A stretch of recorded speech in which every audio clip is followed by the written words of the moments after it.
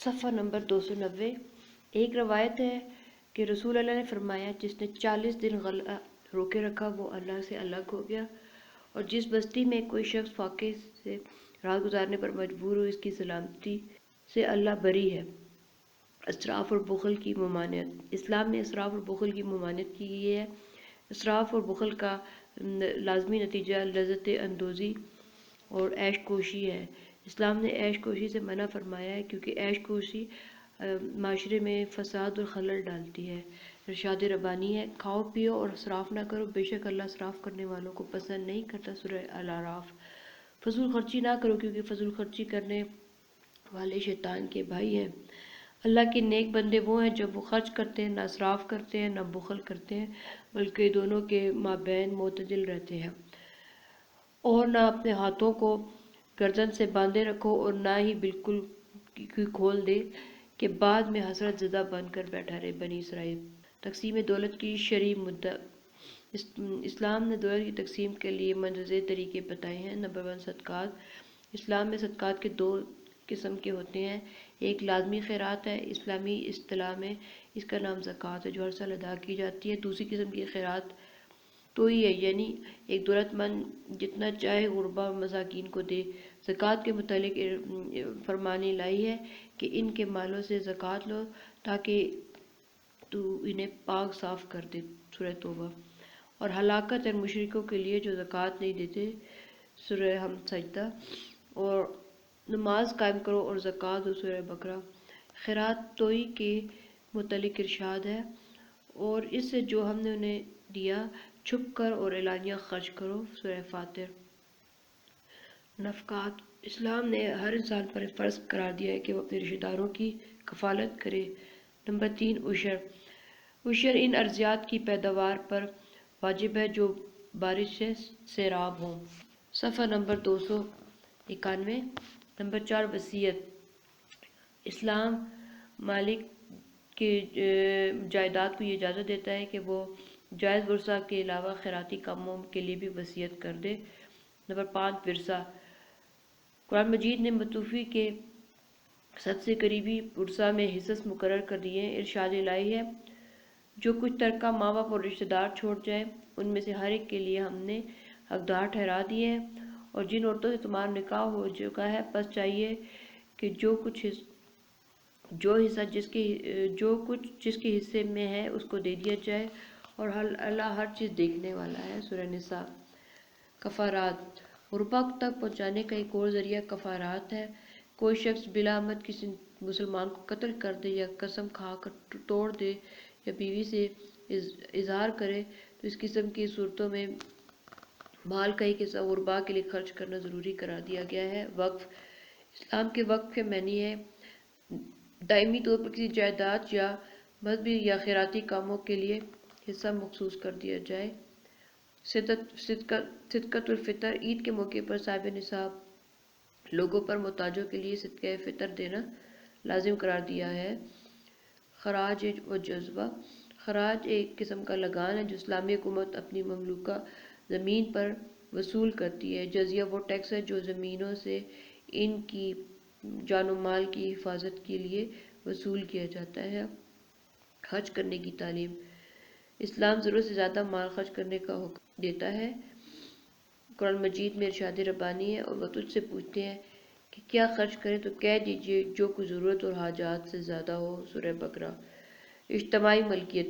ایسی اشیاء جو افادہ عام کے لیے ضروری ہوں، جن پر انفرادی ملکیت ہونے کی وجہ سے افراد تنگی اور تکلیف محسوس کریں، ان کو اجتماعی ملکیت قرار دیا جائے، اور نہ ان کا کوئی مالک بن سکتا ہے، نہ یہ امر جائز ہے کہ مسلمانوں کو ان اشیاء سے فائدہ حاصل کرنے سے روک دیا جائے، کیونکہ اس سے مسلمانوں کو نقصان پہنچے گا اور ان پر تنگی ہوگی۔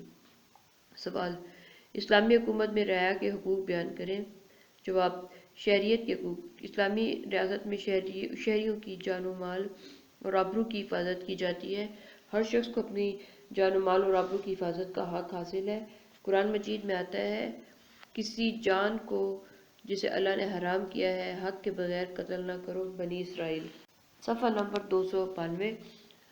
اپنے مال آپس میں ناجائز طریقے سے نہ کھاؤ۔ سورہ بقرہ۔ رسول اکرم فرماتے ہیں، مسلمان کی ہر چیز مسلمان پر حرام ہے، اس کا خون بھی، اس کا مال بھی اور اس کی آبرو بھی۔ شخصی آزادی، اسلامی ریاست میں ہر شخص کی شخصی آزادی محفوظ ہوگی جب تک کہ وہ دوسروں کو کے مفاد کو نقصان پہنچانے میں استعمال نہیں کرتا۔ رسول اکرم فرماتے ہیں اسلام میں کوئی شخص بغیر عدل کے قید نہیں کیا جا سکتا۔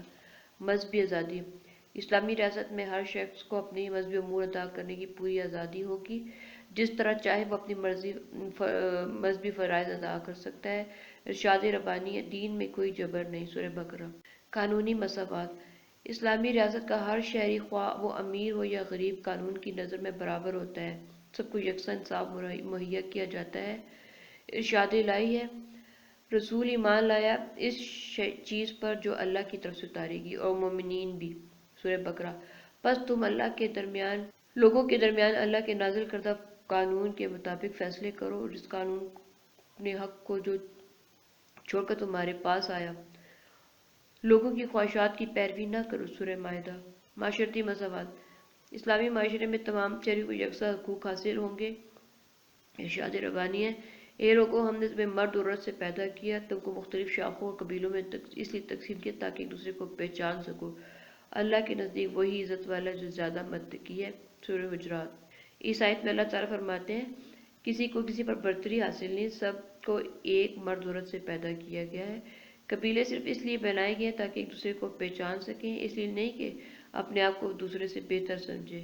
صرف متقی لوگ عزت والے ہیں۔ اور اللہ تعالیٰ نے حجۃ الوداع کے موقع پر فرمایا لوگوں بے شک تمہارا رب ایک ہے، یاد رکھو عربی کو عجمی پر، عجمی کو عربی، سرخ کو سیاہ پر، سیاہ کو سرخ پر کوئی فضیلت نہیں مگر تقویٰ کے سبب ہے۔ عدل و انصاف، اسلامی ریاست میں ہر شخص کو عدل و انصاف مہیا کیا جاتا ہے۔ انصاف کرتے وقت امیر غریب یا آقا مسلم غیر مسلم میں کوئی فرق روا نہیں جاتا ہے۔ قرآن مجید میں آتا ہے اللہ تمہیں عدل و احسان کا حکم دیتا ہے۔ سورہ نحل صفحہ نمبر 293۔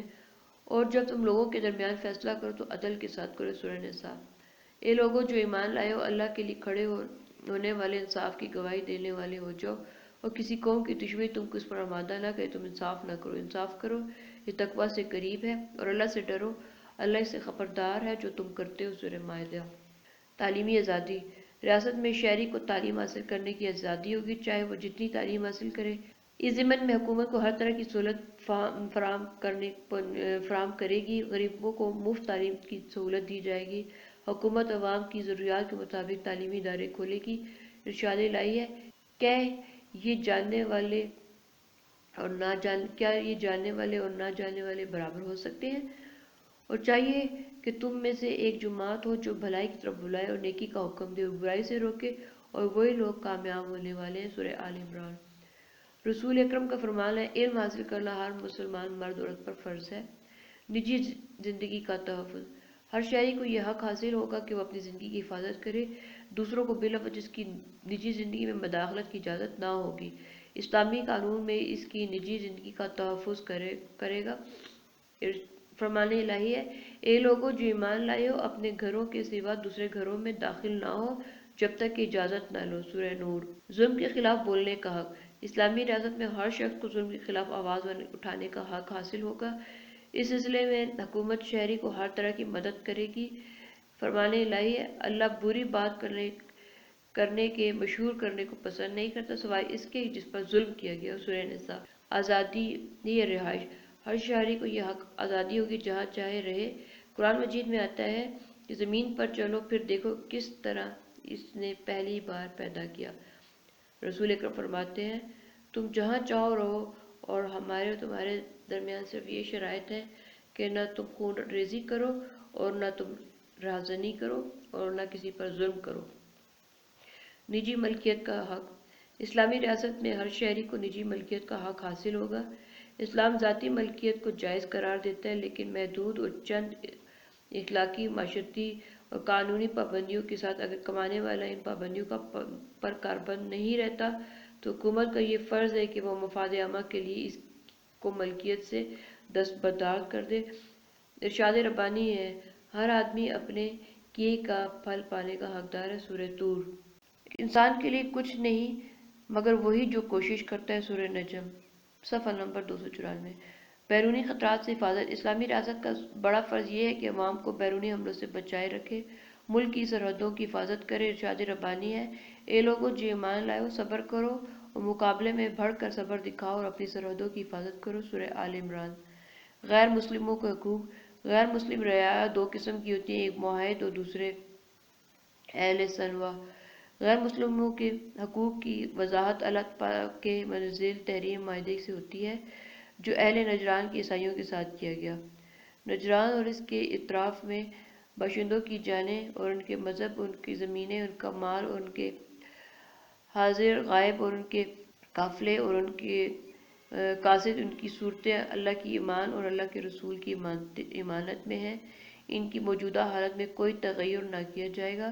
ان کے حقوق میں کسی حق میں دست اندازی نہیں کی جائے گی، کسی کو اس عہدے سے نہ ہٹایا جائے گا، اور جو بھی کم یا زیادہ ان کے قبضے میں ہے ان کے قبضے میں رہے گا۔ زمانہ جاہلیت کے کسی بھی جرم کا بدلہ نہ لیا جائے گا، نہ ان سے فوجی خدمت لی جائے گی، نہ عشر لیا جائے گا، نہ اسلامی فوج ان کی سرزمین کو پامال کرے گی۔ ان کے ساتھ انصاف کیا جائے گا، نہ انہیں ظلم کرنے دی جائے گا نہ ان پر ظلم کیا جائے گا، اور جو شخص سود کھائے گا وہ میری ضمانت سے بری ہے۔ مفتوحین کے حقوق۔ اسلامی ریاست میں مفتوحین کو مندرجہ ذیل حقوق حاصل ہوں گے۔ روزی کا بندوبست۔ اہل ذمہ اگر روزی کمانے سے قاصر ہوں تو ان کی گزارے کے لیے بیت المال سے وظیفہ مقرر کیا جائے گا۔ اگر ذمہ دشمن کے قبضے میں آ جائے تو فدیہ دے کر چھڑانے کی ضرورت پیش آئے تو اس کا فدیہ بیت المال سے دیا جائے گا۔ جان کی حفاظت۔ ہر ذمہ کی جان کی حفاظت ایک مسلمان کی طرح کی جائے گی۔ اگر کوئی مسلم اسے قتل کرے گا تو اس کے بدلے میں اس کو بھی قتل کر دیا جائے۔ اگر مقتول کے ورثہ خون بہا پر رضامند ہو جائے تو خون بہا دیا جائے۔ مال کی حفاظت۔ اسلامی حکومت ذمیوں کے مال کی حفاظت کرے گی۔ کسی مسلمان کو یہ حق حاصل نہ ہوگا کہ اس کے بغیر اجازت اور بغیر قیمت ادا کیے اس کی کوئی چیز لے لے۔ سوال: اسلامی حکومت میں خلیفہ کے اوصاف اور اسلامی حکومت کی خارجہ پالیسی کے بنیادی اصول بیان کریں۔ صفحہ نمبر 295۔ جواب: خلیفہ کے اوصاف۔ اسلامی تعلیمات کے مطابق ایک کی خلیفہ میں مجز ذیل اوصاف ہونے چاہیے۔ متقی۔ ایک خلیفہ کے لیے ضروری ہے کہ وہ متقی اور پرہیزگار ہو، کیونکہ اللہ کے نزدیک مکرم اور محترم وہی ہے جو سب سے زیادہ متقی ہو۔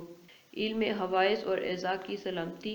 خلیفہ کے لیے ضروری ہے کہ وہ علم رکھتا ہو، اس کے اندر معاملات فہمی اور مسائل کو حل کرنے کا ملکہ ہو، اس کے حواس درست ہوں اور اعضاء سلامت ہوں۔ ارشاد ربانی ہے، یقیناً اللہ نے اسے تمہارے مقابلے میں اس کو چن لیا ہے اور اسے علم اور جسم میں کشادگی دی ہے۔ نمبر 3، سیاست حاضرہ اور زمانے کے تقاضوں کو اچھی طرح جانتا ہو۔ نمبر 4، امین ہو، سچا ہو، دیانتدار ہو۔ خارجہ پالیسی کے اصول۔ اسلامی اصول حکومت کی خارجہ پالیسی کے مندرجہ ذیل اصول ہیں۔ نمبر 1، اسلامی حکومت کے تمام معاملات صلح اور امن پر مبنی ہونے چاہیے، تاکہ اسلام سلامتی، صلح اور امن کا پیغام لے کر آیا ہے۔ اسلامی حکومت کی خارجہ پالیسی میں ہر رنگ کی امن کی روح قائم رہنی چاہیے۔ ارشاد ربانی ہے، اگر وہ صلح کی طرف مائل ہو تو تم بھی مائل ہو جاؤ۔ سورہ انفال۔ نمبر 2، اسلامی حکومت اس بات کا خیال رکھے کہ غیر مسلم حکومت سے اس قسم کے معاملات نہ کرے جن سے کسی دوسری اسلامی حکومت کے مفادات مجروح ہوتے ہیں۔ ارشاد الہی ہے، ایمان کو چھوڑ کر کافروں کو اپنا ہمدرد و دوست نہ بنا۔ آل عمران۔ نمبر 3، اسلامی ریاست خارجہ پالیسی ایک عالمی انسانی برادری قائم کرنے والی ہو، تمام اقوام عالم کو ایک پلیٹ فارم پر جمع کرنے والی ہو، کیونکہ انسان وحدت نسل انسانی کا پیغام لے کر آیا ہے۔ ارشاد ربانی ہے، سب لوگ ایک ہی امت ہے لیکن وہ آپس میں جھگڑتے ہیں۔ سورہ یونس۔ رسول اکرم کا فرمان ہے، ساری مخلوق اللہ کی عیال ہے اور اللہ سب سے زیادہ محبت اس سے کرتا ہے جو اللہ کے عیال سے سب سے زیادہ محبت کرتا ہے۔ نمبر 4، جارح قوم کا مقابلہ کرنا چاہیے، ظلم کو مٹانے کے لیے جنگ ناگزیر ہے، لیکن اسلام جنگ میں بھی تعدی سے منع کرتا ہے اور اتنا ہی بدلہ لینا چاہیے جتنا حق ہے۔ صفحہ نمبر 296۔ ارشاد ربانی ہے، اللہ کی راہ میں ان لوگوں سے جنگ کرو جو تمہارے ساتھ جنگ کرتے ہیں اور حد سے آگے نہ بڑھو، سورہ بقرہ۔ نمبر 5، اسلامی حکومت عہد و پیمان کا احترام کرنے والی ہو۔ ارشاد الہی ہے، عہد پورا کرو، یقیناً عہد کے متعلق پوچھا جائے گا۔ بنی اسرائیل، اے لوگو جو ایمان لائے ہو، اپنے معاہدے پورے کرو، سورہ مائدہ۔ نمبر 6، خارجہ پالیسی بین الاقوامی عدل پر مبنی ہو۔ ارشاد الہی ہے، ایمان والو، اللہ کے نام سے انصاف کے ساتھ گواہی دینے کے لیے کھڑے ہو جاؤ۔ کسی قوم کی دشمنی تم کو اس امر پر نہ اکسائے کہ عدل کا دامن چھوڑ دو، تم بہر الانصاف کا معاملہ کرو، یہ بات تقویٰ کے زیادہ قریب ہے۔ سوال، اسلامی قانون کے ماخذ بیان کریں۔ جواب، اسلامی قانون کے ماخذ 5 ہیں: قرآن، سنت اور حدیث، تعامل صحابہ، اجماع، قیاس۔ قرآن، اسلامی قانون کا پہلا ماخذ قرآن ہے۔ یہ وہ کتاب ہے جو نبی کریم پر حضرت روح الامین کے ذریعے 23 سال تک نازل ہوتی رہی۔ قرآن کا نام خود اس کتاب میں کئی بار آیا ہے۔ اس کو قرآن اس لیے کہا جاتا ہے، یہ سارے اولین اور آخرین کا مجموعہ ہے۔ ارشاد الہی ہے، رمضان کا مہینہ جس میں قرآن اتارا گیا ہے، لوگوں کو ہدایت کا ذریعہ ہے اور ہدایت کی کھلی دلیلیں ہیں، حق و باطل کو الگ کرنے کے والے دلائل ہیں۔ اس کتاب کی حفاظت کا ذمہ خود اللہ تعالیٰ نے لیا ہے، یعنی ہم نے اس ذکر قرآن کو اتارا ہے، ہم اس کی حفاظت کریں گے۔ سورہ حجر۔ قرآن پاک میں تمام باتوں کی وضاحت کی گئی ہے، یہ تمام علوم کا مجموعہ ہے۔ ارشاد الہی ہے، ہم نے تم پر ایسی کتاب اتاری ہے جو تمام چیزوں کو واضح کرنے والی ہے۔ سورہ نحل۔ اصول دین کے خلاف کوئی خشک یا تر بات ایسی نہیں ہے جو اس کتاب واضح میں نہ ہو۔ سورہ نام۔ حدیث اور سنت، اسلامی قانون کا دوسرا ماخذ سنت اور حدیث ہے۔ حدیث سے مراد رسول پاک کے اقوال ہیں اور سنت سے مراد آپ کے اعمال ہیں۔ سنت اور حدیث قرآن مجید کی تشریح اور توسیع ہیں۔ سنت اور حدیث کی حفاظت اور جمع و تدوین کی بنیاد رسول کریم کے عہد مبارک میں پڑ گئی تھی۔ تقریباً 200 سال بعد آپ کے اقوال اور اعمال کے مجموعے کی کتب کی صورت میں لوگوں تک پہنچے۔ صفحہ نمبر 297۔ قرآن مجید نے سنت اور حدیث کو واجب الاتباع قرار ٹھہرایا ہے۔ ارشاد الہی ہے، تمہارے لیے رسول اللہ کے رسول میں عمدہ نمونہ ہے اور رسول کے نقش قدم پر چلو۔ سورہ احزاب۔ کہ اللہ اور اس کے رسول کی اطاعت کرو۔ سورہ نور۔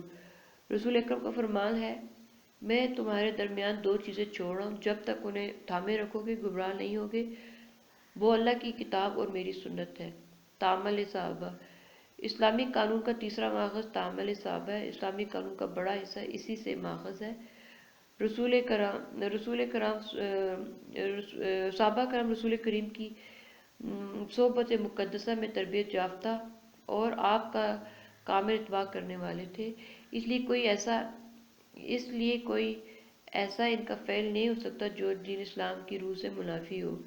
اسلام انہی کے ذریعے ہم تک پہنچا ہے، اس وجہ سے پہلی اور مضبوط کڑی کو ترک نہیں کیا جا سکتا۔ تعامل صحابہ کی صحت کے بارے میں حدیث میں آتا ہے، میرے صحابہ ستاروں کی مانند ہیں، ان میں سے جن کا بھی اتباع کرو گے ہدایت پاؤ گے۔ اجماع جمع سے متشکل ہے، یہ اسلامی قانون کا چوتھا ماخذ ہے۔ اسلامی اصطلاح میں مجتہدین نے امت کو کسی مسئلہ یا اتفاق اور اتحاد کرنے کا نام اجماع ہے۔ واجب ہونے کے دلائل، قرآن مجید میں آتا ہے، اے ایمان والو، اللہ کی اطاعت کرو اور رسول کی اور اپنے ان میں سے صاحبان کی اطاعت کرو۔ سورہ نساء۔ اور جو شخص رسول کی اطاعت کرے اس کے بعد کہ اس کے لیے حق کھل چکا ہے اور مومنہ کے راستے کے سوا کوئی اور راستے کی پیروی کرے، ہم اسے پھیر دے گی جدھر وہ پھرتا ہے اور اسے جہنم میں داخل کریں گے، وہ بری جگہ۔ سورہ نساء۔ مشہور حدیث ہے، میری امت غلط بات کرے یا گمراہی پر جمع نہ ہوگی۔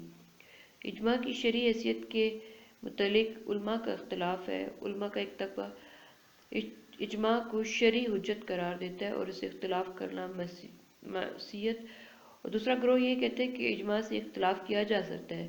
علماء کی پہلی جماعت دوسری جماعت کے فیصلے کے خلاف فیصلہ دے سکتی ہے۔ ان کی نقلی اور عقلی دلائل یہ ہے کہ رسول کریم نے دیانتدارانہ اختلاف رائے کو امت کے لیے باعث رحمت قرار دیا ہے۔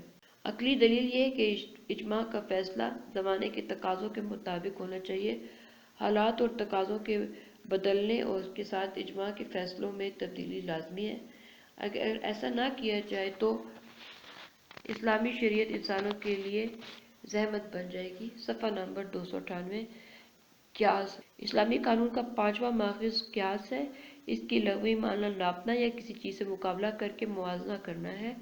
فقہ کی اصطلاح میں دو مسئلوں میں اتحاد علت کی وجہ سے ایک کا حکم دوسرے پر لگا دینے کا نام ہے۔ مثلا قرآن مجید میں شراب حرام حرمت کی وجہ فتنہ ہے۔ جب نشہ آور اشیاء ہوں گی ان سب پر شراب کا حکم لگا کر حرام قرار دیا جائے۔ قیاس کے جواز کے بارے میں اللہ تعالیٰ فرماتا ہے اور یہ مثالیں ہم لوگوں کے لیے بیان کرتے ہیں اور انہیں سوائے علم والوں کے اور کوئی نہیں سمجھتا۔ سورہ عنکبوت۔ حضرت عمر نے حضرت ابو موسیٰ اشعری کو لکھا ہے، امثال اور نظائر کو پہچانو اور سمجھو، پھر مسائل کو ان پر قیاس کرو۔ شرعی قیاس۔ نمبر 1، جس نص سے قیاس کیا جاتا ہے اس کا حکم خاص حالات اور واقعات پر مبنی نہیں ہونا چاہیے۔ مثلا حدیث میں آتا ہے خزیمہ جن کے حق میں گواہی دیں گے وہ اس کے لیے کافی ہے، لیکن اس سے یہ قانون نہیں بنایا کہ دعوے کے ثبوت کے لیے صرف ایک ہی شہادت کافی ہے۔ یہ حکم صرف خزیمہ کی ذات کے لیے ہے، خزیمہ رضی اللہ کی ذات کے لیے۔ نمبر 2، علت ایسا وصف ہے جو شرعاً قابل اعتبار ہو اور بالکل صریح واقع ہو۔ نمبر 3، اصل اور فروع میں ایک ہی وصف موجود ہو۔ نمبر 4، جو حکم قیاس کی استنباط سے کیا جائے اس کی وجہ سے نص کے حکم میں تبدیلی نہ واقع ہونی چاہیے۔ نمبر 5، جو حکم قیاس سے استخراج کیا جائے اس کی نوعیت نص کے احکام کے ماحصل کی ہونی چاہیے۔ کسی نص کے محض الفاظ پر قیاس کی بنیاد نہیں رکھی جا سکتی۔ معروف۔ اسلامی قانون کا ایک ماخذ معروف بھی ہے جس سے مراد رواج اور دستور ہے۔ قرآن مجید میں آتا ہے اور بچہ کے باپ پر دودھ پلانے والی کے کھانے اور کپڑے کی ذمہ داری دستور کے مطابق ہے۔ سورہ بقرہ۔ دوسری جگہ میں آتا ہے اور جو غریب ہو تو دستور کے مطابق اپنا خرچ لے لے۔ سورہ نساء۔ دستور کی شرعی حجت کے لیے دو شرائط کا حامل ہونا لازمی ہے۔ نمبر 1، اس دستور کو عقل سلیم قبول کرتی ہو اور اچھے لوگوں میں رائج ہو۔ نمبر 2، وہ دستور عقل و انصاف پر مبنی ہو۔ صفحہ نمبر 299۔ سوال، دوسرے مذاہب کی موجودگی میں اسلام کی ضرورت کیوں پیش ہوئی؟ دلائل سے ثابت کیجیے۔ جواب، تکمیل شریعت۔ اسلام سے پہلے جتنے مذاہب آئے وہ عالمگیر حیثیت نہیں رکھتے تھے، وہ سب قومی ضروریات کے مطابق تھے۔ اگر مذاہب عالم کی کتب کا مطالعہ کیا جائے تو یہ بات واضح ہو جائے گی، کسی کتاب نے بھی عالمگیر ہونے کا دعویٰ نہیں کیا۔ ویدوں کو لیجیے، نہ تو وہ خود وید نے عالمگیر ہونے کا دعویٰ کیا ہے اور نہ کسی وید بھاسکر نے وید کی تعلیم کو عالمگیر قرار دیا گیا ہے۔ وید کی تعلیم صرف ایک قوم کے لیے تھی۔ اسی طرح حضرت عیسیٰ نے فرمایا، میں صرف بنی اسرائیل کی گمشدہ بھیڑوں کے لیے آیا ہوں، بس میں بچوں کی روٹی کتوں کے آگے نہیں ڈال سکتا۔ قرآن مجید سے قبل دنیا کے مختلف ممالک ایک دوسرے سے الگ تھلگ تھے، قومیں ایک دوسرے سے بالکل بے خبر تھیں۔ انسان کا ذہن عالمگیر شریعت کو اٹھانے کے قابل نہ تھا، اس وجہ سے اللہ تعالیٰ کی ضروریات کے مطابق مختلف وقتوں میں پیغام بھیجتا رہا۔ جب مکمل شریعت کی ضرورت پڑی تو اس مقصد کو پورا کرنے کے لیے رسول کریم صلی اللہ علیہ وسلم کو اسلام کی تعلیم دے کر بھیجا۔ مذہبی اختلافات کا فیصلہ۔ اسلام سے پہلے تمام مذاہب اختلافات اور تنازعات کا شکار ہو چکے ہیں۔ اللہ تعالیٰ نے ان اختلافات کا فیصلہ کرنے کے لیے رسول کریم پر اسلام کی تعلیم کو نازل فرمایا۔ قرآن مجید میں آتا ہے اور ہم نے تجھ پر قرآن اس لیے نازل فرمایا تاکہ تو ان کے لیے وہ باتیں کھول کر بیان کر دے جن پر وہ اختلاف کرتے ہیں، اور ان لوگوں کے لیے ہدایت اور رحمت ہے جو ایمان لائے۔ یہود اور عیسائیت کا مطالعہ کیا جائے تو وہاں بھی اختلافات نظر آتے ہیں۔ قرآن مجید میں اختلافات کی وضاحت کی گئی ہے۔ قرآن مجید میں عقیدہ تثلیت اور عیسیٰ اور مریم کے خدا ہونے کی تردید کی گئی ہے۔ عقیدہ کفارہ کی تردید کی گئی ہے۔ قرآن مجید میں ہندو مذہب کے مشرکانہ عقائد کی کئی جگہ پر پرزور الفاظ میں تردید کی گئی ہے۔ عقیدہ تناسخ کا رد کیا گیا ہے اور روح اور مادہ کی ابدیت اور ازلیت کا عقیدہ رد کیا گیا ہے۔ کتب سابقہ کی اصطلاح: لوگوں نے سابقہ کتب سماوی میں بعض ایسی غلط باتیں شامل کر دی تھی جو مذہب کی روح کے سراسر منافی تھی۔ قرآن مجید نے ان غلطیوں کی اصلاح کی ہے۔ صفحہ نمبر 300۔ مثلا بائبل میں لکھا ہے حضرت ابراہیم نے 3 جھوٹ بولے تھے، حضرت لوط نے اپنی بیٹیوں سے فعل تنشیح کیا، حضرت ہارون نے بچڑے کا ایک بت بنایا، حضرت داؤد نے اوریا کی بیوی سے زنا کیا، حضرت سلیمان نے اپنی بیوی کو خوش کرنے کے لیے بتوں کی پوجا کی۔ قرآن مجید میں فرداً فرداً تمام انبیاء کا ذکر انتہائی تعریفی انداز میں کیا گیا ہے۔ انبیاء کرام وہی کیا کرتے تھے، وہی کرتے تھے جو اللہ کی طرف سے وحی ہو، ان کی زندگی وحی الہی کے مطابق گزرتی تھی۔ نبی معصوم ہوتے ہیں۔ سابقہ کتب سماوی کے برحق ہونے کی تصدیق: اسلام نے نہ صرف پہلی وحیوں کو برحق قرار دیا بلکہ ان کے پر ایمان لانا ضروری قرار دیا گیا ہے، اور کوئی شخص دائرہ اسلام میں داخل ہی نہیں ہو سکتا جب تک وہ پہلی کتب پر ایمان لائے۔ قرآن مجید میں آتا ہے، پس اس پر ایمان لاؤ جو میں نے اتارا، اس کی تصدیق کرتا ہے اور جو تمہارے پاس ہے، اور تم اس سے پہلے منکر نہ بنو۔ سورہ بقرہ۔ دوسری جگہ آتا ہے، اور ہم نے تیری طرف کتاب حق کے ساتھ اتاری، اور جو اس سے پہلی کتب کی تصدیق کرتی ہے ان پر محافظ ہے، اور ان کے درمیان ان کے مطابق فیصلہ کرو جو اللہ نے اتارا ہے۔ سورہ مائدہ۔ قرآن مجید کی پہلی کتب کا مصدق 2 لحاظ سے ہے۔ ایک تو اس لحاظ سے کہ قرآن تمام کتب سماوی کو من جانب اللہ سمجھتا ہے، دوسرا اس لحاظ سے کہ مصدق ہے کہ پہلی کتب میں قرآن مجید اور رسول کریم صلی اللہ علیہ وسلم کے متعلق پیشن گوئیاں تھیں۔ قرآن مجید نے ان پیشن گوئیوں کو پورا کرنے کے لیے ان کتب کو سچا ٹھہرایا ہے۔ گمشدہ توحید کو قائم کرنا: قرآن مجید کے نزول سے قبل دنیا سے توحید کا چراغ بجھ چکا تھا۔ ہندو مذہب میں 33 کروڑ دیوتا بن چکے تھے۔ بدھ مذہب میں خدا کا تصور توہمات اور قیاسات کے نیچے دب کر گم ہو گیا تھا۔ زرتشت میں خدا کا صحیح تصور ختم ہو چکا تھا۔ عیسائیت تثلیث کے چکر میں پھنسی ہوئی تھی۔ یہودی بھی راہ سے بھٹکے ہوئے تھے۔ غرض تمام دنیا کسی نہ کسی رنگ میں شرک میں مبتلا ہو چکی تھی۔ لہذا اللہ تعالیٰ نے اسلام کے ذریعے توحید کی بجھی ہوئی شمع کو از سر نور جلایا اور بھٹکے دلوں کو خدا کی توحید سے رستہ دکھایا اور شرک کو ختم کیا۔ تکمیل انسانیت: اسلام سے قبل کے تمام مذاہب انسانیت کی تکمیل سے قاصر تھے۔ یہودی مذہب نے انتقامی جذبہ کو ابھارا، جبکہ عیسائیت غصہ کو ختم کرنے کی تعلیم دی۔ ہندو مت میں ذات پات کی تقسیم نے انسانیت کو کئی حصوں میں تقسیم کر دیا۔ یہی حال بدھ مت اور زرتشت اور کنفیوشس کا ہے۔ اسی وجہ سے تکمیل انسانیت کے لیے ایسے دین کی ضرورت پیش آئی جو انسانی قوتوں کے اعتدال پر نشو و نما کرے۔ سو اس مقصد کو پورا کرنے کے لیے اللہ تعالیٰ نے قرآن مجید کو نازل کیا۔ قرآن مجید مناسب موقع پر انتقام کی بھی تعلیم دیتا ہے اور رحم کی بھی تعلیم دیتا ہے۔ اگر مناسب موقع پر انفاق فی سبیل اللہ کی تعلیم دیتا ہے مگر تجدید سے روکتا ہے۔ اس طرح اسلام انسانی قوی کی نشو و نما اعتدال پر کر کے انسانیت کو پایہ تکمیل تک پہنچاتا ہے۔ صفحہ نمبر 301۔ وحدت نسل انسانی: اسلام سے پہلے کسی مذہب نے نسل انسانی کی وحدت کا نظریہ پیش نہیں کیا تھا، مگر اسلام نے نسل انسانی کو وحدت کی لڑی میں منسلک کر دیا اور تمام تعصبات کو ختم کر دیا جس سے وحدت کو نقصان پہنچتا تھا۔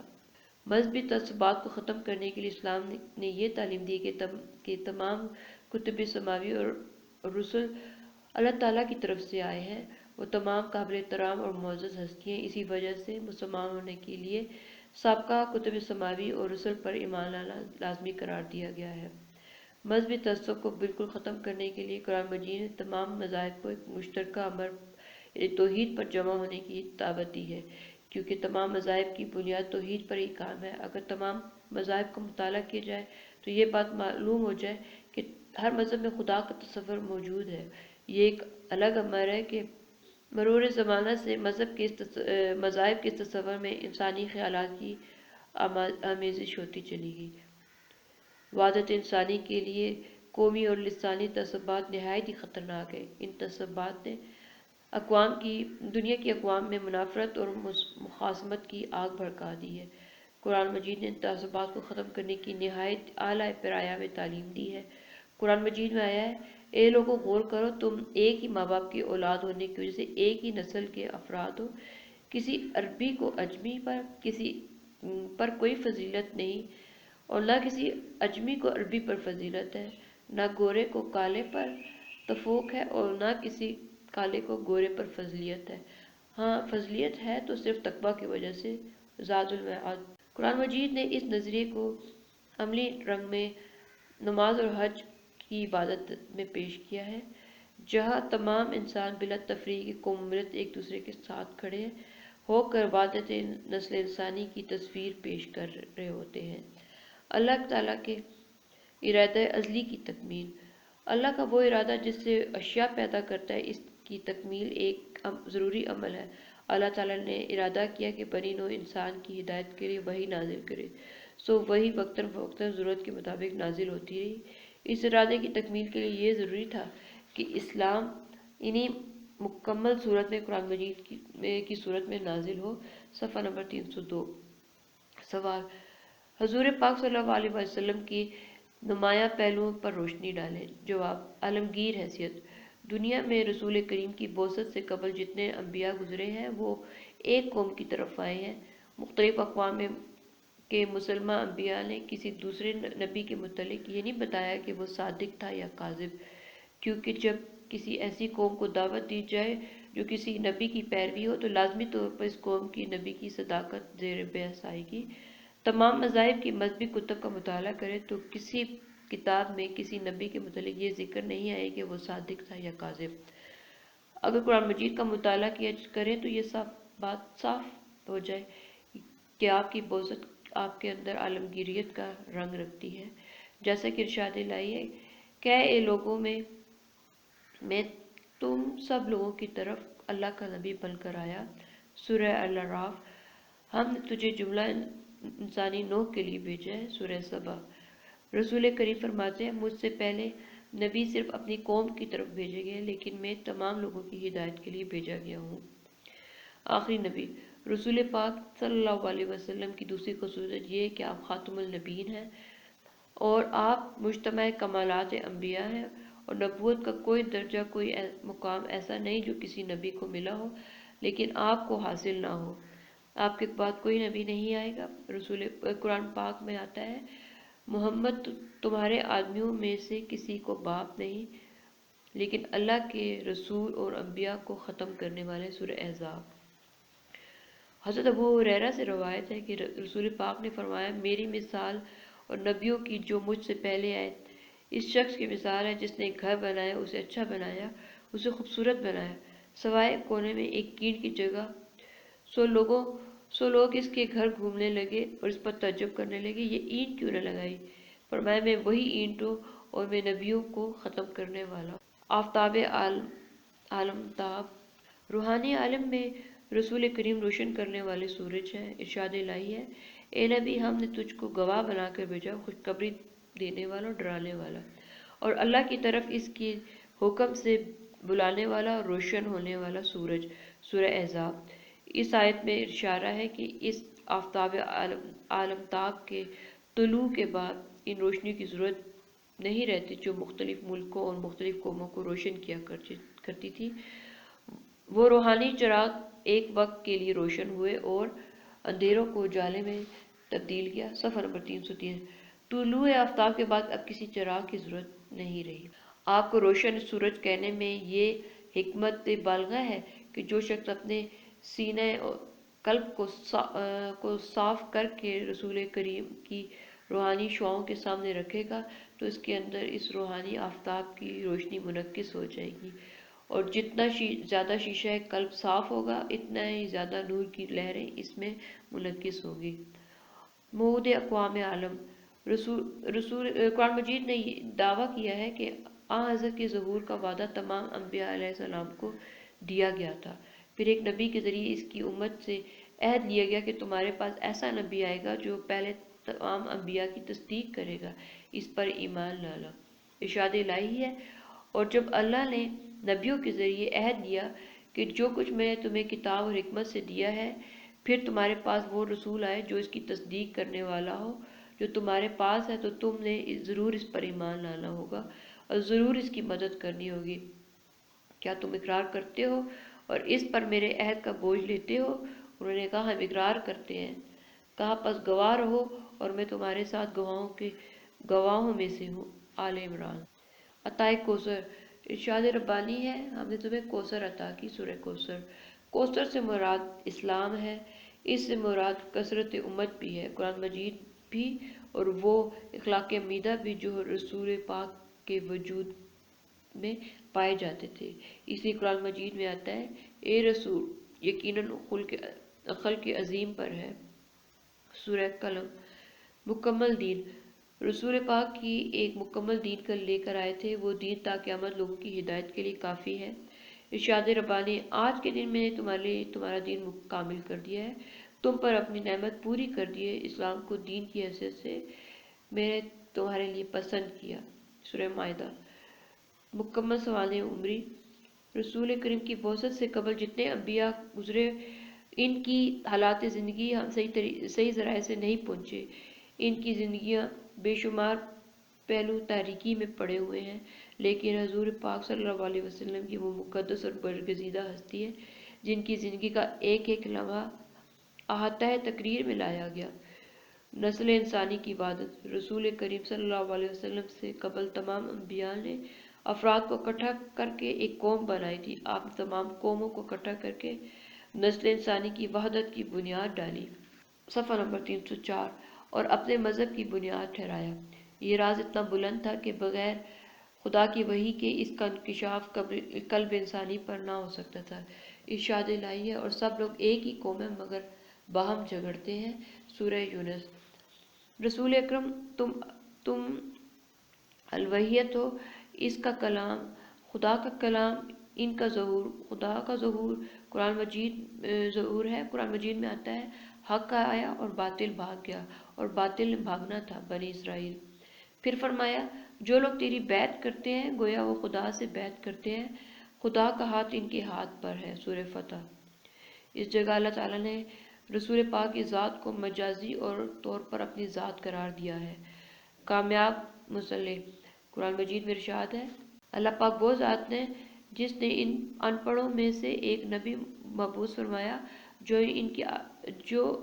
ان پر اس کی آیات پڑھتا ہے، انہیں پاک کر دیتا ہے، کتاب اور حکمت سکھاتا ہے، اگرچہ اس سے قبل کھلی گمراہی میں تھے۔ سورہ جمعہ۔ اس آیت میں رسول پاک کی 4 عظیم الشان کام بیان کیے گئے ہیں۔ نمبر 1 آیت پڑھ کر سنانا، نمبر 2 تزکیہ نفوس، نمبر 3 کتاب الہی کی تعلیم دینا، نمبر 4 حکمت کی باتیں بنانا۔ آپ نے ان کاموں کو نہایت کامیابی سے سر انجام دیا، جبکہ ان مقدس کاموں کو سر انجام دینے میں ہر طرح کی رکاوٹیں تھیں۔ مستبشرین کو اس بات کا اعتراف ہے کہ آپ کامیاب مصلح تھے۔ سوال، وحی الہی کی وضاحت کیجیے۔ جواب، وحی کے معنی لغت میں حسب ذیل ہیں: اشارہ کرنا، لکھنا، پیغام دینا، دل میں ڈالنا، چھپا کر بولنا۔ وحی کی انتہائی صورت کے لحاظ سے اس کی اصطلاحی معنی ہے، وحی کلمہ الہیہ ہے جو اس کے انبیاء پر نازل ہوتا ہے۔ پس وحی قادر و توانا خدا کا اپنے برگزیدہ بندوں کے ساتھ یا اس کے ساتھ جس کو برگزیدہ کرنا چاہتا ہے مکالمہ اور مخاطبہ کا نام ہے۔ وحی کی اقسام درج ذیل ہیں: وحی فطری، وحی فطری جیسے شہد کی مکھی اپنے طبعی حس سے چتا بنا کر اس میں شہد جمع کرتی ہے۔ صفحہ نمبر 305۔ اسی طرح دیگر حیوانات کے کارنامے بھی اسی قسم کی وحی حیوانات سے مختص ہے۔ وحی ایجادی، جب کوئی شخص کسی چیز کی ایجاد پر اپنی تمام توجہ مبذول کر دیتا ہے تو قدرت الہی اس شخص کے ذہن میں اس چیز کا نقشہ مرتسم کر دیتی ہے، تو وہ مطلوبہ کوشش میں کامیاب ہو جاتا ہے۔ یہ وحی اور الہام عام لوگ انسانوں کو ہوتا ہے، چاہے وہ مومن ہو یا غیر مومن۔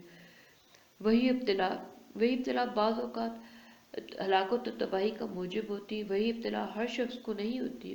بعض لوگ قدرت کی طرف سے ایسا دماغ و فطری استعداد لے کر پیدا ہوتے ہیں کہ ان کے خواب سچے ہوتے ہیں، لیکن ان کو خدا کے قرب سے کوئی تعلق نہیں ہوتا ہے۔ وہی ابتلا کے ضمن میں ایک گروپ بھی ہے جس کو سچے خواب اور الہام ہوتے ہیں، ان کا خدا سے کچھ تعلق بھی ہے۔ وحی الاصطفاء کے دائرے میں وہ لوگ شامل ہیں جو خدا کے عشق اور محبت کی آگ میں داخل ہو کر گناہوں کی علائشوں کو بالکل جلا دیتے ہیں۔ یہ لوگ شیطان کی گرفت سے آزاد ہوتے ہیں، ان پر نفس امارہ غالب نہیں آ سکتا، وہ بالکل خدا کی آغوش میں ہوتے ہیں۔ وحی الاصطفاء کی دو قسمیں ہیں۔ نمبر 1، وحی نبوت۔ یہ وحی صرف انبیاء علیہ السلام کے لیے مختص ہے۔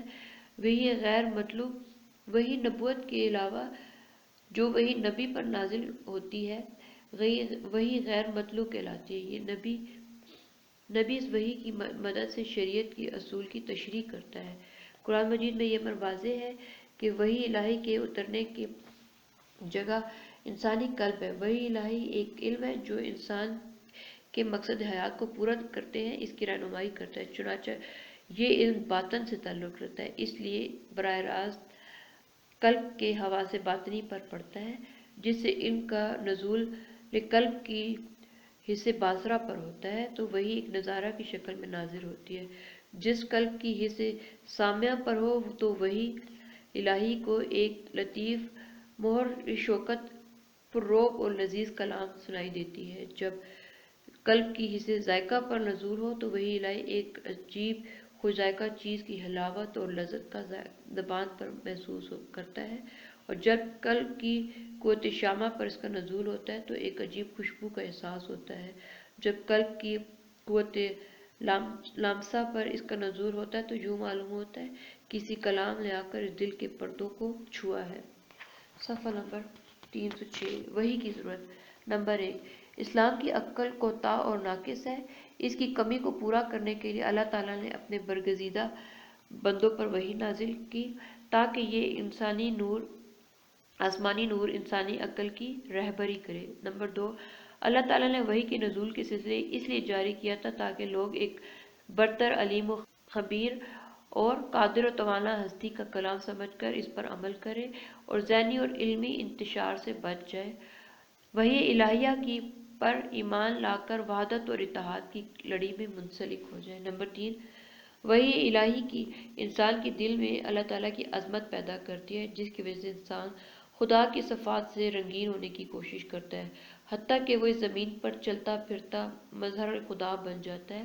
اس کی عمدہ مثال رسول پاک کا وجود ہے اور آپ صحابہ کرام ہیں جو اس دھرتی پر چلتے پھرتے مظہر خدا تھے۔ یہ قرآن وحی کا سب سے بڑا معجزہ ہے کہ اس نے صحابہ کے دلوں سے گناہ کی میل کو اس طرح دھویا کہ ان کی خدا کی صفات منعکس ہونے لگی۔ نمبر 3، یہ ایک مسلمہ حقیقت ہے کہ ہمارا وجود صرف گوشت اور ہڈیوں کا ڈھانچہ ہی نہیں بلکہ اس میں ایک لطیف چیز روح بھی مقید ہے۔ ان کا کمال صرف روح کی پرورش تک محدود نہیں بلکہ اخلاق ہے۔ جس طرح جسمانی ربوبیت کے لیے خارج میں یہ ہر قسم کے سامان وحی ہے، اسی طرح روح کی پرورش کے لیے عالم روحانی میں وحی الہی ہے جو انسان کی روح کی صفائی اور کمال کا ذریعہ ہے۔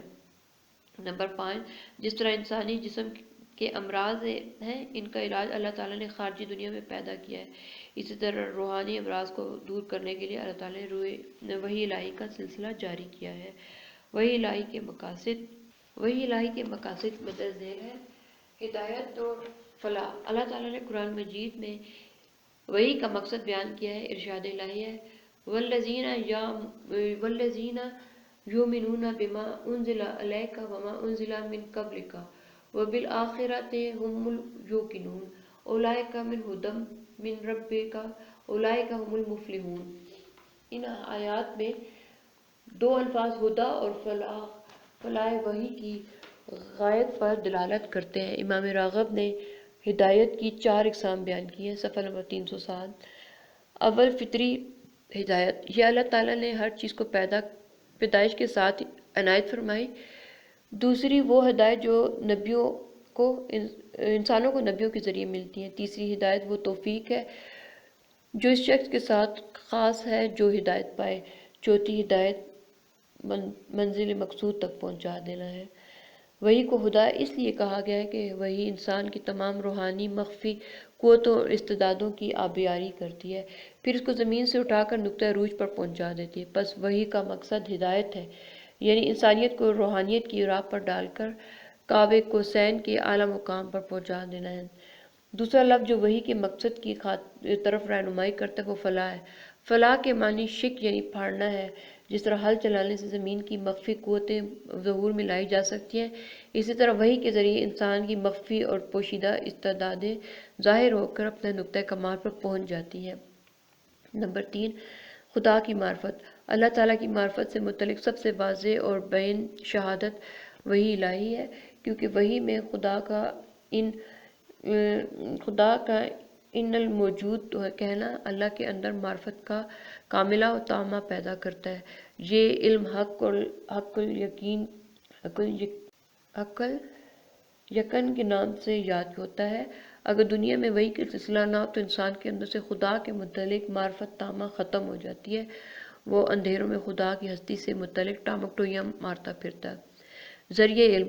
اللہ تعالیٰ نے وحی کے ذریعے علم کی بنیاد رکھی، کیونکہ علم انسان کے ذہنی قوی کو ترقی دیتا ہے۔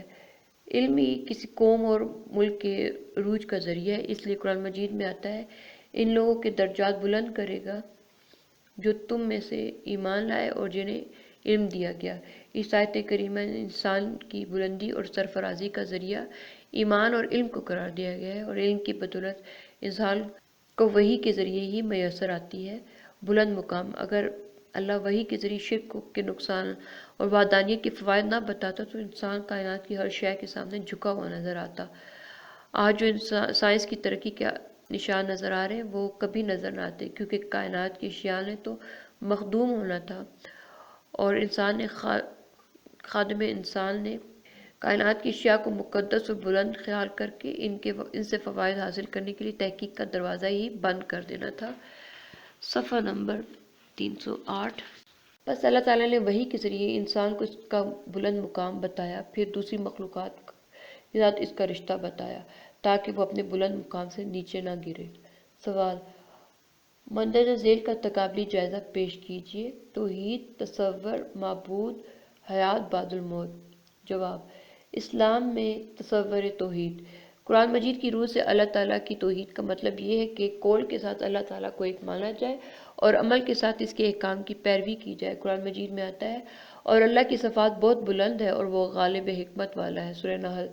دوسری جگہ آتا ہے اور اللہ کے سب نام اچھے ہیں سو ان کے ساتھ اس کو پکارو، سورہ آل اعراف۔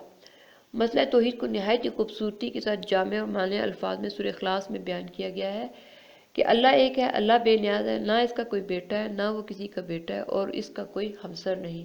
سورہ بقرہ میں آتا ہے اللہ کے سوا کوئی معبود نہیں، وہ زندہ ہے، اس کی زندگی کے لیے فنا اور زوال نہیں، قیوم ہے، یعنی ہر چیز اس کے حکم سے قائم ہے، وہ اپنے قیام کے لیے کسی کا محتاج نہیں، اس کی آنکھ کے لیے نہ تو اونگ ہے نہ دماغ کے لیے نیند، آسمان اور زمین میں جو کچھ ہے سب اسی کا ہے اور اسی کے حکم سے ہے۔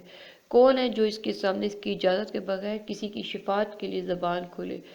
جو کچھ انسان کے سامنے ہے اور اسے جانتا ہے، اور جو کچھ پیچھے ہے جو اس کے علم سے باہر نہیں، انسان اس کے علم سے کسی بات کا احاطہ نہیں کر سکتا مگر یہ کہ جتنی بات کا علم وہ انسان کو دینا چاہے اور دے دے۔ اس کا تخت زمین و آسمان کے تمام پھیلاؤ پر چھایا ہوا ہے اور ان کی نگرانی میں اس کے لیے کوئی تھکاوٹ نہیں، اس کی ذات بہت بلند مرتبہ ہے، سورہ حشر میں آتا ہے وہ اللہ ہے اور اس کے سوا کوئی معبود نہیں، وہ بادشاہ ہے، پاک ہے، سلامتی والا ہے، امن دینے والا ہے، نگہبانی کرنے والا ہے، زبردست ہے، خرابی دور کرنے والا ہے، بڑی عظمت والا اور شرک سے پاک ہے۔ جو لوگوں نے اس کی معبودیت میں شریک کر رکھے ہیں وہ پیدا کرنے والا ہے، ٹھیک ٹھیک بنانے والا ہے، صورت بنانے والا ہے، اس کے اچھے اچھے نام ہیں۔ آسمان و زمین میں جتنی بھی مخلوقات ہیں سب اس کی پاکی اور عظمت کی شہادت دے رہی ہیں۔ بلا شبہ وہی ہے جو حکمت کے ساتھ غلبہ اور توانائی رکھنے والا ہے۔ سورہ انبیاء میں ہے، اگر آسمان اور زمین میں اللہ کے سوا کوئی اور بھی معبود ہوتا تو یہ ممکن نہ تھا کہ ان کا کارخانہ اس نظم و ہمانگی کے ساتھ چلتا، وہ بگڑ کر یقیناً برباد ہو جاتا۔ بس اللہ کے لیے جو تخت کا مالک ہے، پاکی ہو اس کی ساری باتوں سے، پاکی ہو جو یہ اس کی نسبت بیان کرتے ہیں۔ قرآن مجید میں توحید بیان کرنے کے ساتھ ساتھ شرک کو بھی جھڑ سے اکھاڑ پھیرتا ہے اور بارہا تعلیم دیتا ہے کہ خدا کے ساتھ کسی کو شریک نہ ٹھہراؤ۔ قرآن مجید میں آتا ہے شرک بہت بڑا ظلم ہے، سورہ لقمان۔ اللہ تعالیٰ نہیں بخشتا کہ اس کے ساتھ شریک بنایا جائے، جو اس کے علاوہ ہے وہ جسے چاہے بخش دیتا ہے، سورہ نساء۔ سورج کو سجدہ نہ کرو اور نہ چاند کو سجدہ کرو، صرف اللہ کو سجدہ کرو جس نے انہیں پیدا کیا، ہم السجدہ۔ سورہ آل عمران میں ہے، کہہ ہم اللہ کے سوا کسی کی عبادت نہ کریں اور نہ اس کے ساتھ کسی کو شریک بنائیں، اور نہ ہم میں سے کوئی کسی کو رب کے سوا رب بنائے۔ غرض کہ شرک کی مخالفت میں قرآن مجید بھرا پڑا ہے۔ شرک سے نہ صرف انسان کی روحانی موت ہوتی ہے بلکہ اس کی مادی ترقی کے راستے میں سنگ گراں ہے۔ قرآن کریم اور رسول خدا کے ارشادات بتاتے ہیں کہ عقیدہ توحید کے اہم اور بنیادی تقاضے یہ ہیں۔ نمبر 1، اللہ کے سوا کوئی اور ہستی نہیں جو آپ سے آپ وجود میں آ گئی ہو، بلکہ ہر چیز مخلوق ہے اور اللہ کی پیدا کی ہوئی ہے، اسی کی ملک ہے، اسی کی محتاج ہے، اسی کی محکوم ہے اور اپنے اندر کوئی خاص ذاتی صفت نہیں رکھتی، بلکہ جو وصف بھی اس کے اندر پایا جاتا ہے وہ اللہ تعالیٰ کا عنایت کیا ہوا ہے اور صرف اسی وقت تک اس کے پاس رہ سکتا ہے جب تک وہ چاہے۔ صرف اللہ تعالیٰ کی ذات بنیادی طور پر تمام صفات سے مختلف ہے اور کسی طرح بھی اس کا کوئی ہم جنس نہیں۔ کسی بڑی سے بڑی ہستی پر بھی اس کو قیاس نہیں کر سکتے، نہ وہ کسی کا باپ ہے، نہ کسی کا بیٹا، نہ وہ کسی اور ہستی کے ساتھ متحد ہوتا ہے، نہ اس کے اندر حلول کرتا ہے، وہ جسم نہیں رکھتا، نہ جسمانی صفات رکھتا ہے۔ صفحہ نمبر 310۔ نمبر 3، صرف اللہ ہی ہے جس کی رضا جوئی کی خاطر انسان کو فکر کرنی چاہیے، یہی اس کے سارے کاموں کا اصل محرک بھی ہونا چاہیے اور اصل مقصد بھی۔ نمبر 4، سارے اعمال اور حرکات صرف اللہ تعالیٰ کے لیے مخصوص رکھنے چاہیے جو اپنی حقیقت یا اپنی صورت کے اعتبار سے پرستش کی قسم ہو۔ سجدہ صرف اسی کو کیا جا سکتا ہے، نظر صرف اسی کے نام سے مانی جا سکتی ہے، دعا صرف اسی سے کی جا سکتی ہے، نادیدہ پناہ صرف اسی سے ڈھونڈی جا سکتی ہے، غیبی امداد کے لیے صرف اسی کو پکارا جا سکتا ہے۔ نمبر 5، وہ جذبات و ساتھ بھی اللہ کے لیے خاص کر دینے چاہیے جن کے اندر بندگی کی روح پائی جاتی ہو۔ توکل صرف اسی پر کیا جائے، امیدیں صرف اسی سے وابستہ کی جائے، تقویٰ صرف اسی کا اختیار کیا جائے، خوف صرف اسی کا رکھا جائے، حقیقی محبت صرف اسی سے کی جائے۔ نمبر 6، پوری کائنات جس کا ہماری اس دنیا میں یہ دنیا بھی چھوٹا سا حصہ ہے، مقتدر اعلیٰ اللہ ہے، حکم دینے، منع کرنے اور اپنی مرضی پوری کروانے کا اصل مستحق صرف وہی ہے، حقیقی شارع اور قانون ساز بھی وہی ہے۔ کسی مخلوق کی زندگی کا فریضہ متعین کرنے، اس کے معاملے کا فیصلہ کرنے، اسے صاف کرنے یا سزا دینے کا اختیار بھی پورے کا پورا اسی کے ہاتھ میں ہے۔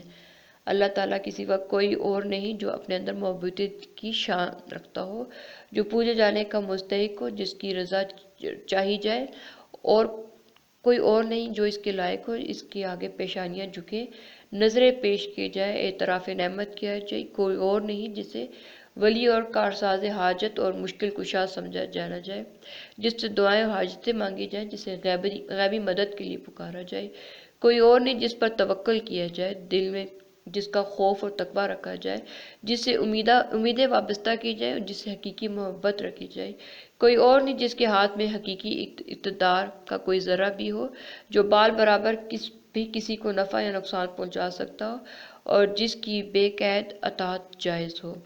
توحید کے یہ بنیادی تقاضے اتنی اہمیت رکھتے ہیں کہ ان میں سے کسی ایک کا بھی انکار اللہ تعالیٰ پر ایمان رکھنے کے دعوے کو بے معنی کر کے رکھ دیتا ہے۔ عیسائیت اور تصور توحید۔ حضرت مسیح نے اللہ تعالیٰ کی نسبت بیان کیا ہے کہ وہ واحد یگانہ ہستی ہے جس کی عبادت کرنا فرض ہے۔ مقدس کتاب میں لکھا ہے، پھر ابلیس ایک اونچے پہاڑ پر لے گیا اور دنیا کی تمام سلطنتیں ان کی شان و شوکت اسے دکھائیں اور ان سے کہا کہ اگر تو جھک کر تجھے سجدہ کرے تو یہ سب کچھ تجھے دے دوں گا۔ یسوع نے اس سے کہا، اے شیطان دور ہو، کیونکہ لکھا ہے تو خداوند اپنا خدا کو سجدہ کر اور صرف اس کی عبادت کر۔ صفحہ نمبر 311۔ انجیل کی یہ آیت ظاہر کرتی ہے کہ اللہ تعالیٰ کی ذات وحدہ لا شریک ہے، اس کو کوئی ہمسر نہیں، وہی معبود حقیقی ہے، اس کے سامنے سر جھکانا چاہیے۔ ایک فقیہ نے یسوع سے پوچھا، تمام حکم میں اول کون سا؟ یسوع نے فرمایا، اول یہ ہے، اسرائیل سن، خداوند ہمارا خدا ایک ہی خداوند ہے، اور تو خداوند سے اپنے سارے دل سے، اپنی ساری جان اور اپنی ساری عقل اور اپنی ساری طاقت سے محبت رکھ۔ دوسرا یہ کہ تو اپنے پڑوسی سے اپنے برابر سے محبت رکھ، اس سے بڑا کوئی حکم نہیں۔ فقیہ نے اس سے کہا، اے استاد بہت خوب، تو نے سچ کہا، وہ ایک ہی ہے اور اس کے سوا کوئی نہیں۔ جب یسوع نے دیکھا کہ اس نے دانائی سے جواب دیا تو اس نے کہا، خدا کی بادشاہی سے دور نہیں۔ اور دیکھو ایک عالم شرح اٹھا اور یہ کہہ کر اس کی آزمائش کرنے لگا، اے استاد میں کیا کروں کہ ہمیشہ کی زندگی کا وارث بنوں؟ اس نے اس سے کہا، تورات میں کیا لکھا ہے؟ تو یہ پڑھتا ہے۔ اس نے کہا، خداوند اپنے خدا سے سارے دل اور اپنی ساری جان اور اپنی ساری طاقت، اپنی ساری عقل سے محبت رکھ، اور اپنے پڑوسی سے اپنے برابر سے محبت رکھ۔ اس نے اس سے کہا تو ٹھیک جواب دیا، یہی کر تو جیے گا، اور ہمیشہ کی زندگی یہ ہے کہ انسان تجھے خدائے واحد اور برحق کو جانے اور مسیح کو تیرا بھیجا ہوا۔ یوحنا۔ عہد نامہ جدید میں حضرت عیسیٰ کو بار بار بیٹا کے لفظ سے پکارا ہے، جس کی وجہ سے عیسائیوں میں ابنیت کا عقیدہ رائج ہوا، پھر تثلیت کا عقیدہ وجود میں آیا۔ اے مریم خوف نہ کر، کیونکہ خدا کی طرف تجھ پر فضل ہوا ہے، اور دیکھ تو حاملہ ہوگی اور بیٹا جنے گی، اس کا نام یسوع رکھنا، وہ بزرگ ہوگا اور بیٹا کہلائے گا۔ لوکا۔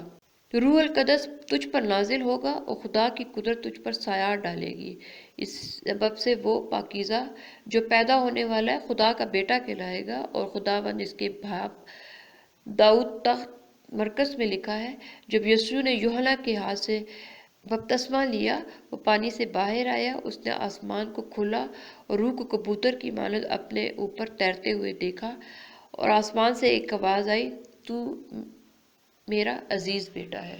صفحہ نمبر 3۔ متی میں لکھا ہے، یہ میرا پیارا بیٹا ہے جس سے میں خوش ہوں۔ لوکا میں لکھا ہے، تو میرا پیارا بیٹا ہے، میں تجھ سے راضی ہوں۔ متی میں لکھا ہے، دیکھو ایک نورانی بدلی نے اس پر سایہ کیا، اور دیکھو ایک بادل سے ایک آواز اس کے مضمون میں آئی کہ یہ میرا پیارا بیٹا ہے جس سے میں خوش ہوں، تم اس کو سنو۔ شاگرد یہ سن کر منہ کے بل گرے اور بہت ہی ڈرے۔ یہودیت اور تصور توحید۔ عہد نامہ قدیم میں اللہ تعالیٰ کی 20 اسمائی صفات کا ذکر آتا ہے، اور ان میں سے سب سے زیادہ جہدہ نام کی عظمت بیان کی گئی ہے۔ یہ بائبل میں 2823 مرتبہ آیا ہے۔ عہد نامہ قدیم میں یہ خدا کا خاص نام ہے جو دنیا کی دوسری قوموں کے معبودوں اور خداؤں سے الگ کرتا ہے۔ یہود میں خدا کی توحید کا تصور ہینوتھیزم کہلاتا ہے، جس کا مطلب ہے کہ ہمارا خدا ایک ہے۔ بائبل نے غیر اللہ کی پرستش کو غیر سختی سے منع فرمایا ہے، چنانچہ بائبل میں آتا ہے، میرے حضور تیرے لیے دوسرا خدا نہ ہوئے، خراج استثنا۔ عہد نامہ قدیم کی توحید کے معنی یہ ہیں کہ ان کا خدا ایک ہے، دوسری قوموں کے دوسرے خدا اور الہ ہیں۔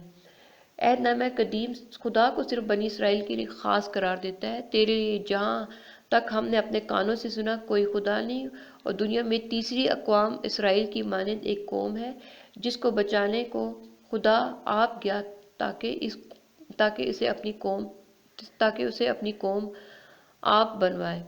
سموئیل دوم۔ اے خداوند اسرائیل کے خدا، تجھ سے کوئی خدا نہ اوپر نہ آسمان میں اور نہ زمین میں۔ سلاطین اول۔ پس عہد نامہ قدیم میں خدا کا تخیل کل عالم کے لیے خدا کا نہ تھا، صرف قوی خدا کا تصور پایا جاتا ہے۔ اس کی توحید کا صرف یہ مفہوم تھا کہ اس نے بنی اسرائیل میں سے دوسرے خدا کی عبادت کو خارج کر دیا ہے۔ ہندو دھرم اور تصور توحید۔ ویدوں میں خالص توحید نہیں پائی جاتی، اور پرمیشور کا تصور جو ویدوں نے پیش کیا وہ انسانی ذہن کا تراشیدہ ہے۔ وید کے سرکتوں کے اوپر ایک تو دیوتا کا نام ہے اور دوسرا کا دیوتا وہ ہے جس کی تعریف یا پرستش کا ذکر اس سوکت میں موجود ہے۔ رشی اس کا مصنف ہے۔ ویدوں میں دیوتاؤں کی تعداد مختلف ہے۔ یجر وید میں لکھا ہے کل دیوتا 23 ہے۔ رگ وید میں منڈل لکھتا ہے کہ دیوتا 3340 ہے۔ رگو وید کے بیان کے مطابق 3339 دیوتاؤں نے مل کر آگ دیوتا کو گھی سے سینچا، اس کے پاس گئے، پس 3339 میں ایک کا اضافہ ہوا تو 3340 دیوتا بن گئے۔ معبودوں کے کثرت کا تصور ہمہ اوسطی نظریہ سے گہرا تعلق رکھتا ہے۔ اس نظریے کے مطابق مظاہر فطرت کی عبادت خدا کی عبادت ہے۔ ویدک دھرم کی غیر مقبولیت کے پیش نظر برہمنوں نے یہ محسوس کیا کہ ویدک دیوتاؤں میں بنیادی تبدیلی کرنی چاہیے، چنانچہ اس احساس کے نتیجے میں 3 بڑے خدا مقرر کیے: برہما، شیو، وشنو۔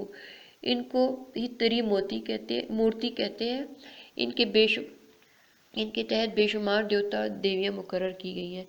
گیتا پرزور الفاظ میں ایک ہی خدا کی پرستش کو تعلیم دیتی ہے اور خاص طور پر خاص طریقہ عمل پیش کرتی ہے، چنانچہ انسان کو نتیجہ سے بے نیاز ہو کر اپنے فرائض سر انجام دینے چاہیے۔ کنفیوشس اور تصور خدا۔ کنفیوشس نے ایک خدا کی عبادت کی تعلیم دی ہے۔ کنفیوشس نے ایسے زمانے میں خدایواد کا نام سر بلند کیا جب چین میں فطری مظاہر ارواح خبیثہ اور باپ دادا کی روح کی پرستش کا رواج تھا، لیکن کنفیوشس کے بعد وقت گزرنے کے ساتھ ساتھ بزرگوں اور فطر ارواح کی پرستش پھر سے مذہب کا جزو لا ینفک بن گئی۔ ان کی توحید پرستی میں ارواح فطرت شیاطین کے پرانے عقائد شامل کر دیے۔ زرتشت اور توحید۔ تصور توحید۔ زرتشت پکا موجد تھا۔ اس نے توحید کی تعلیم کے خدا کا نام آہور رمزوا تھا۔ آپ نے فرمایا اللہ کا کوئی ہمسر نہیں، اس کی کوئی مثل نہیں۔ زرتشت کے بعد ان کے مذہب میں بہت سی تبدیلیاں ہوئیں۔ توحید کی جگہ مظاہر پرستی نے لے لی۔ گھر گھر میں دیوتاؤں کی پوجا شروع ہوگی۔ موجودہ مجوسیت 2 خداؤں کا تصور پیش کرتی ہے اور رمزا کے ساتھ امیشیا پنسیا کو لازم قرار دیتی ہے۔ تصور معبود۔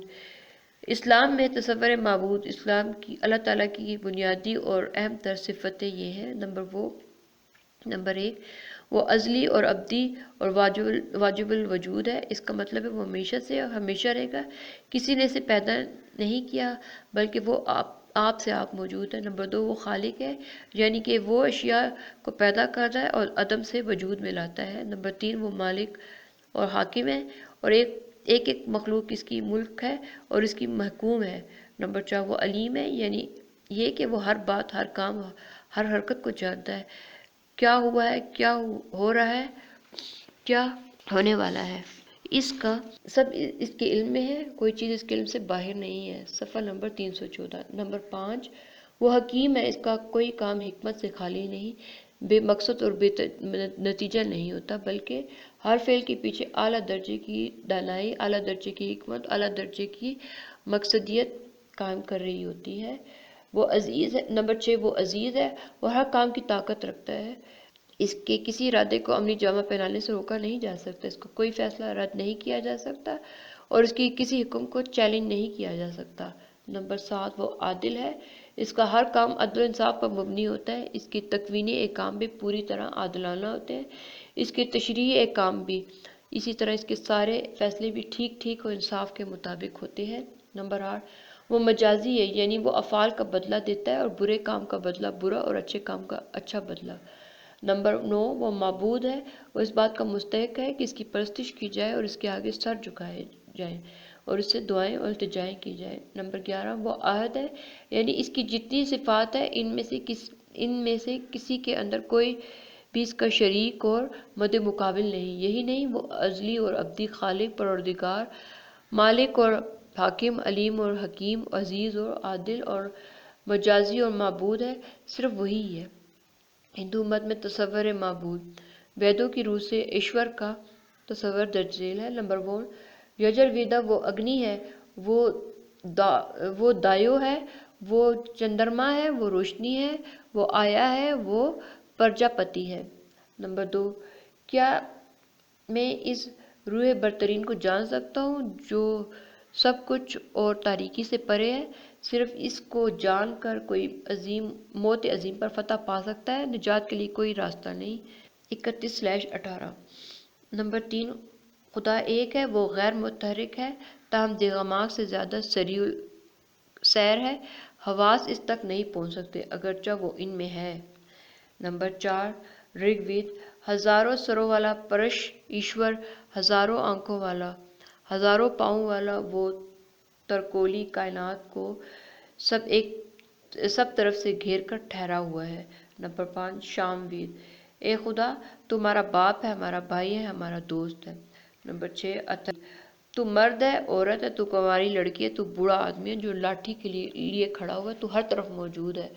نمبر 7، وہ ایک ہے، تنہا ایک، اس میں تمام معبود ایک ہو جاتے ہیں۔ نمبر 8، صحیح علم دین دینے کے لیے 33 دیوتاؤں کے بارے میں یہ سمجھتے ہیں وہ صرف ایک ہی میں موجود ہے، اس کے ذریعے اپنی صحیح فطری فرائض سر انجام دیتے ہیں۔ نمبر 9، اے حیوانات کے مالک پراتما، تیرے منہ کو تعظیم ہو، اے سب کے خدا تیری آنکھ کو تعظیم، تیری کھال کو تعظیم، تیرے قابل زیارت جسم کے آگے پیچھے تعظیم ہو، پیٹ کے لیے زبان کے لیے، تیرے منہ کے لیے، دانتوں کے لیے، تیرے دانتوں کی بدبو کے لیے تعظیم ہو۔ تمام دیوتاؤں میں درن کا بہت بلند مقام ہے، اتھر وید میں ہے۔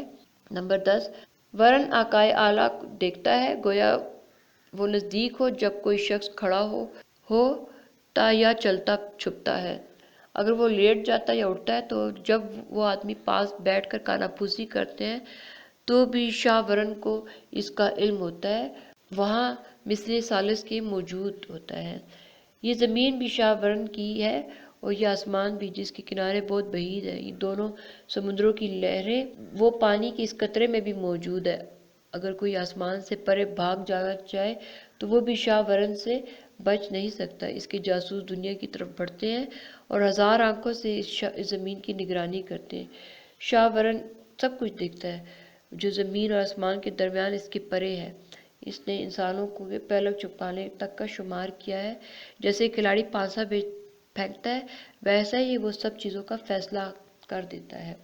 خدا کے متعلق گوتم بدھ کا عقیدہ، جب گوتم بدھ کو درخت دانش کے نیچے بدھ کا رتبہ ملا تو وہ پکار اٹھے، اے کالبد خاکی بنانے والے، جب تک تجھے میں نے نہیں پایا تھا مجھے بہت سے حیات المات میں گزرنا پڑا تھا اور وہ سب دور انگیز حالتیں تھیں، مگر اب میں نے تجھے دیکھ لیا ہے، مجھے امید ہے کہ تو اس کالبد خاکی کو پھر نہ بنائے گا۔ دل نے دولت نروان حاصل کی، تمام خواہشیں فنا ہوگی۔ دھرم پد پر نسب جو کہ اشوک کے تبوک کا پہلا پڑھنے والا محقق ہے، جب ستونی کتبہ ہفتم اور دھولی کتبہ دریافت ہوئے تو ان کتبوں میں 3 جگہ ایسانا کا ذکر آیا ہے جس کے معنی ایشور کے ہیں۔ صفحہ نمبر 316 پر نسب نے واضح طور پر ایسانا پڑھ کر اس کے معنی خدا لیے ہیں۔ اس نے کتبہ دھولی کو یوں پڑھا، ایانا خدا پر ایمان لاؤ اور اس کی ہستی کا اقرار کرو کیونکہ وہی اس بات کا سزاوار ہے کہ اس کی اطاعت اور فرما برداری کی جائے۔ آرتھر ملی اپنی کتاب میں یہ اقتصاب دینے کے بعد لکھتا ہے، اشوک کے وقت برہمن خدا کو ایسانا کہتے تھے۔ ایک دفعہ گوتم بدھ نے فرمایا، جب کوئی حق کو قبول کرے، پاک صاف زندگی گزارے اور بے حد محبت بھرا دل رکھتا ہو، جو سب تک بلا تفریق پہنچے، وہی برہما کے وصال کو حاصل کرنے کے قریب تر ہے۔ وہ موت کے بعد جب جسم فنا ہو جائے گا برہما سے ملے گا جو ہمیشہ یکساں ہے، تیوی جاستا۔ ایک اور حوالہ ہے، کسی نے بدھ سے پوچھا، کیا آپ برہما کے دیش کو جانتے ہیں؟ جواب دیا، ہاں میں برہما کو جانتا ہوں، ویستھا یعنی برہما کے دیش اور اس تک پہنچنے کی راہ میں مجھے معلوم ہے، بالکل ایسے جس طرح کوئی ہو چکا ہو اور اس کو لے کر پیدا ہوا ہو۔ برہما اپشندوں میں خدائے واحد و برحق کا نام ہے۔ زرتشت طور تصور معبود۔ زرتشت اللہ کے متعلق فرماتے ہیں تو ہی خدا ہے اور میں یہ جانتا ہوں اے قادر مطلق تو ہی اول تھا جب زندگی نے جنم لیا۔ انسان کے ہر خیال قول و فعل کا پھل ہے جس طرح تیری ابدی قانون میں رقوم ہے، برائی کا انجام برا ہے اور اچھائی کا انجام اچھا ہے۔ قیامت تک تیری مصلحت کے تحت یہ بات مقرر ہو چکی ہے۔ زرتشت اللہ تعالیٰ کے منزل صفات کا ذکر کرتے ہیں۔ خدا ایک ہے مگر اس کی توحید عدی نہیں بلکہ احدیت ذاتی ہے، اس کا کوئی ہمسر نہیں، اس کی کوئی مثل نہیں۔ وہ آغاز انجام شریک دشمن دوست میاں بیوی اولاد جسم جگہ راحت جسمانیت اور رنگ و بو کے بغیر ہے۔ وہ ہر شے کو ہست کرنے والا ہے، نہ آنکھیں سے پا سکتی ہے نہ خیال کی گرفت میں لا سکتی ہے۔ تو یہ وہ پہلی ہستی ہے جس سے پیشتر کوئی ہستی نہیں ہو سکتی۔ صفحہ نمبر 317۔ اس کی ہر صفت برتر ہے، اس کی مہربانی اور بخشش سے نا امید نہ ہو۔ خدا غیر فانی ہے، عقل کل ہے، تمام عرضی نعمتوں کا مالک ہے، وہ حقیقت اعلیٰ ہے، دیندار اور متقی ہے، وہ قوی ہے۔ زرتشت کے بعد توحید کی جگہ بظاہر پرستی سے لے لی، گھر گھر میں دیوتاؤں کی پوجا شروع ہوگی۔ ایک انگریز مورخ مذہب میں فساد کا نقشہ کچھ ان الفاظ میں کھینچتا ہے: زرتشت کے بعد جب یہ مذہب انبیاء کے دائرے سے نکل کر ملکی سیاستدانوں کے قبضے میں آیا تو پھر خدائے واحد کا تخیل اور شہنشاہ سا ہو گیا۔ لوگوں نے اعتقاد قائم کر لیا کہ خدا کا خالق اور مدبر ہونے میں بہت سے خداؤں کی مدد کا محتاج ہے، ان کو چھوٹے چھوٹے خدا تصور کر لیا گیا۔ اوسیہ کا جو حصہ زرتشت کے بعد تصنیف ہوا اس میں خدا کا تصور زوال پذیر ہے۔ خدا کی صفات مسخر کے 7 غیر فانی ہستیاں قرار دی گئیں۔ یہ 7 روحیں جن کی فہرست خود احورا ماورا کا نام ہے وہ یہ ہیں: دانومن، بہمن، عقل اول، ہشت، ارادی، بہشت، راستی